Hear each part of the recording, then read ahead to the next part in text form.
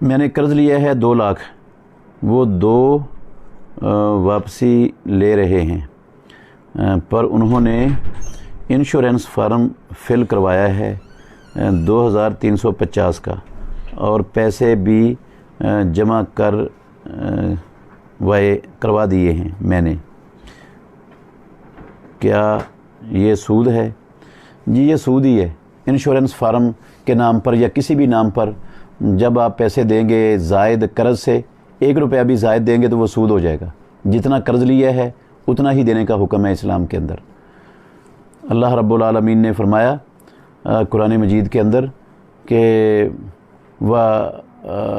فَلَكُمْ رُؤُوسُ أَمْوَالِكُمْ لَا تَظْلِمُونَ وَلَا تُظْلَمُونَ، جو اصل مال ہے وہ قرض آپ نے دیا ہے اتنا ہی لے سکتے ہیں، اس سے زیادہ 1 روپیہ لینا دینا اس کی اسلام کے اندر اجازت نہیں ہے۔